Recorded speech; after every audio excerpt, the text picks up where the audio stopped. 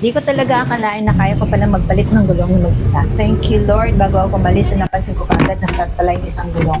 At buti na lang may naka-ready ng tools na nakakabit sa likod ng car. Pinaka-importante talaga yung jack at yung wrench. Ginamit ko yung wrench para luwagan yung pinagkakabitan ng spare tire. At inikot-ikot ko lang siya hanggang sa lumuwag. Tapos bigyan ng ilalim pag bumaba na yung gulong. At ayan na nga bumaba na yung extra gulong. Bago ko nga pala tinaas yung jack, niluwagan ko muna yung lug nuts. At isa pa nga pala, bago ko siya tuluyang tanggalin, kailangan ko munang itaas yung jack. Doon ko nga pala pinasan yung jack kung saan yung part na tatanggalan ko ng gulong. Siyempre kung ano lang ang nakita ko dun sa tools, yun lang ang nagamit ko. Pati na lang. Kita nyo naman, dito talaga ako natagalan sa pag-ikot-ikot ng jack. Medyo maabutan na tayo ng ulan. Pag hindi ito natapos ngayon, bukas ko gagawin. Sa wakas, naiangat na din siya. Pero pasalamat ako hindi tumuloy yung ulan. Pabalik tayo. At eto na yung time na pwede ko nang tanggalin yung mga lug nuts ng pa-criss-cross. Okay.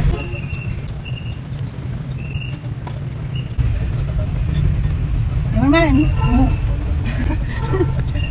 Finally, nahila ko na din yung gulong. Medyo mabigat na lang. Ewan ko ba, bakit binuhat pa? Pwede naman ipagulong-gulong ka rin. Mabigat talaga, buti na lang mas kulado ako.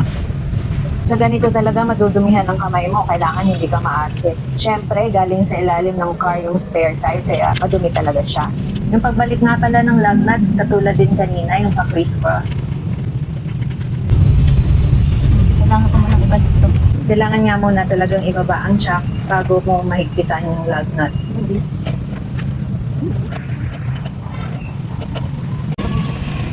So ayan, pagkatanggal ng jack, pwede nang higpitan yung lug nuts gamit ulit ang wrench. Ibigkit ako ito. At syempre, hindi siya kayang higpitan ng kamay lang, kaya kailangan pa rin gamitan ng wrench. At para humigpit ng todo, ganito lang ang dapat gawin. Yes. Kunti na lang.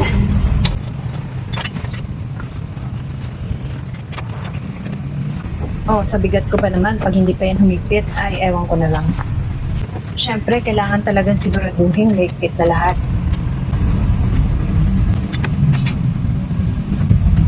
Okay. Diba? Ganyan naman. Marunong na akong talit ang gulong. Diba? Hanapin na muna. Nakita mo. O, diba ang yabang? Nakaka-proud nga naman kasi, diba? Alright, ibalik na natin yung tools. Yung shop. Andyan siya. Sana tama yung pagbabalik ko. Ayan.